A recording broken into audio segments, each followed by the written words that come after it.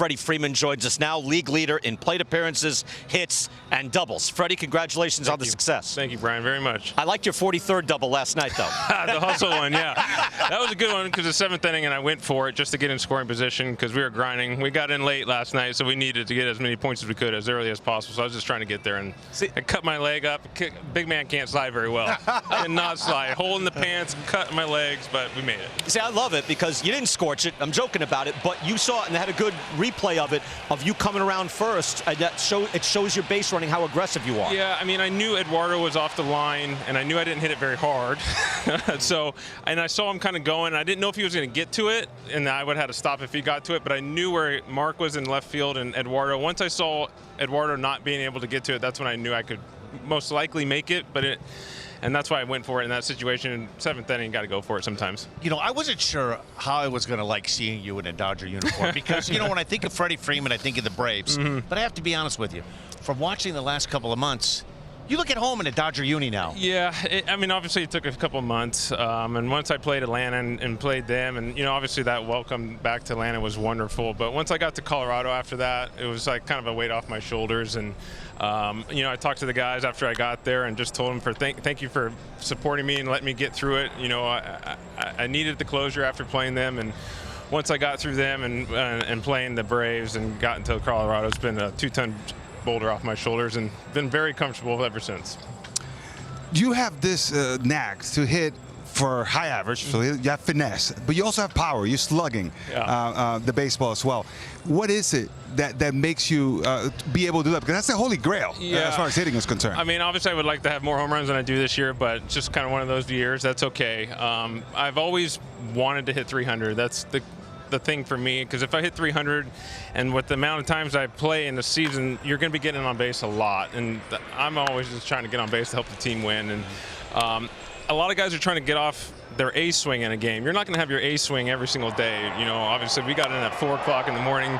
You're not going to feel good, but I have, in my last 6-7 years, I've been able to get my base swing off, which is my base swing is left center and shoot the gap. And for me, if I'm inside the baseball and shooting to left center, that's where backspin can create, and that's where I try and bring my base swing into the game every single day instead of my A swing. And when you start feeling good, you have those series, then you can like, maybe I can get the A swing off a little bit more, and instead of trying to just battle and grind and shoot the other way. So I've always wanted to be a hitter before a power hitter first, and if you hit, I think the power comes, and that's what I've been trying to do. You guys you've blown the West wide open.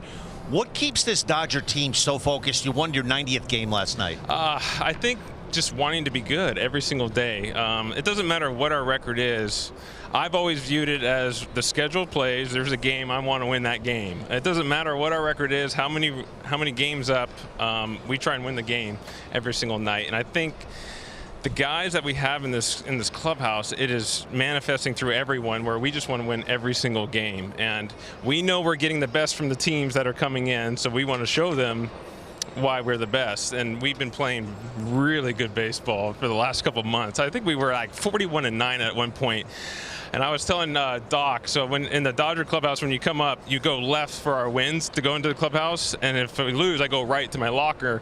And we lost for the first time in a long time at Dodger Stadium, and me and Doc were walking out, and I said, man, I haven't turned right in a long time here, you know.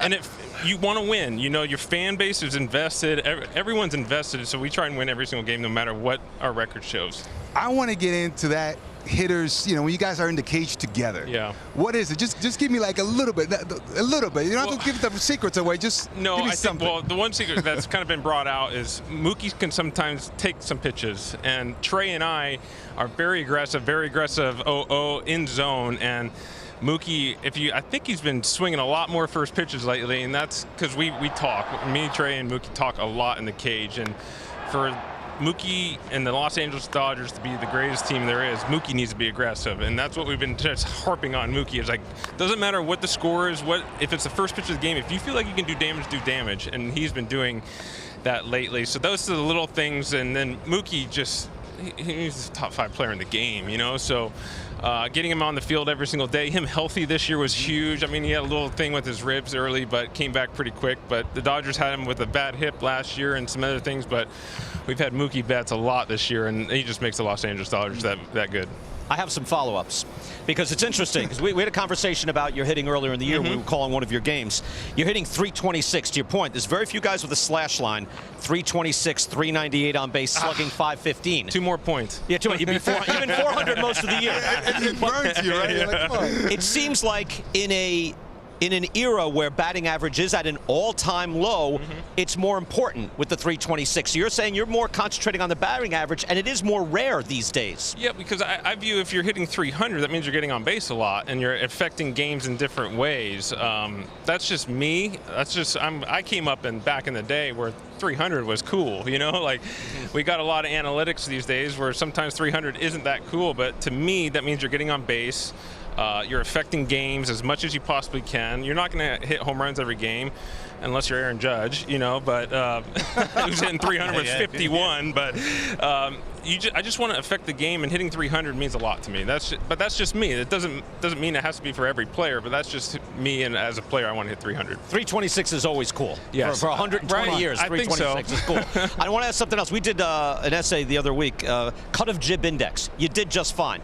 Because if anybody had an excuse to say, well, I'm in a new place, I've got thrown off a little bit, you came into the Dodgers, even dealing with where you were a little upset about how things went down in the offseason. You ended up with L.A. Tell us about the mental game. How did you get to business? What are your habits that you were able to excel from the very start? Yeah, well, I'm very routine-based. I do the same thing pretty much every single day. And then when you come into an organization that had their arms wide open, accepting our family and knowing it was going to be a big transition. When you spend 15 years and you give everything you have every single night, it's going to be a different transition when you go to a new place. And Andrew Freeman, Brandon Gomes, the whole staff, the players, they wrapped their arms around my family and I, welcomed us with open arms, and that's what made it so much easier to transition. I wouldn't say it was ever easy, but it made it easier. And then as we got through the months of the grind of the season, got through Atlanta, then you just get your feet settled. You got Charlie in Little League. We're all good. Things are good. And then you see my 86-year-old grandfather walking down the stands at Chavez Ravine, and that makes it all, you know, okay. You know, see my family that can watch me play every single night when they want to. It's a little bit of a traffic-y thing in Southern California, but when you have such a great support base, and my family's been wonderful, it made the transition a little bit easier. And then obviously I stick to a routine. And when you get between the lines, everything kind of goes away anyways, and you just want to help the Dodgers win every game. One last thing. You guys do state-of-the-art game planning. Obviously, DeGrom is DeGrom. What are they telling you? Well, they asked me because I faced them a lot, and I just came from the cage before I did my drills out here. There's not much game planning you can really do. For me, I always try and look away. It gives me a better chance of not swinging at the slider in. It doesn't work because you're facing Jacob deGrom, but you try and give yourself the best chance. He makes maybe one mistake a game. You got to be able to hit it. You're not going to most times, but it's a grind, and the Los Angeles Dodgers grind pitchers. So if we can get the pitch count up, get him out of the game, but there's not much game planning for Jacob deGrom. He's the best pitcher in the game, in my opinion.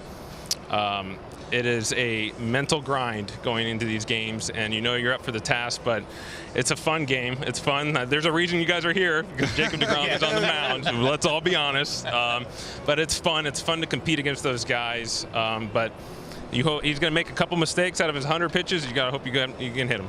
That's pretty good game planning, actually. There's a little something good there that he told you. I do have one follow-up. Yeah. Is this the most talented team you've been a part of? I mean, I've been a part of some very talented teams. When I first came up, you had Brian McCann, Chipper Jones, you had all those kind of guys, Jason Hayward. It's special. I played with it's a different kind of team that we have. It's 1 through 9. You have an MVP and Cody Bellinger sitting in the 9 hole at some point, and it's just a tough lineup. 1 through 9, they're grinding at bats. You're gonna have 5-6 pitches every guy. You know, a lot of guys are like, oh, you shut out the Dodgers. I was like, well, you only pitch 5 innings, and you're counting on 4 different guys to be perfect too, and that's hard to do in this game. So I think it's a lineup that I haven't been a part of because it's such a grind. It's 100 pitches in 5 innings for guys, and I've been on a lot of talented teams, but this is also a very talented team too. Did he answer that question? Nope, I went around it. I went around it. He can't answer that question. I knew it was a tough one for you. It's I knew a it was tough going one. to be a It's tough a one. very talented team, but I've been on a lot of talent. I mean, we won the World Series last year with the Braves. Exactly, Those are some really good guys over there. We can run it down statistically. You've won 41 out of 50, so that's mostly left turns, right? Those are the good turns? Yeah, those are the good turns Those are the good in turns. Dodger Stadium. Yeah. Freddie Freeman. Yep. Cut of jib index high. Freddie, thank you so much. Thank Good you, luck Brian. tonight. Thank you, guys. Appreciate it.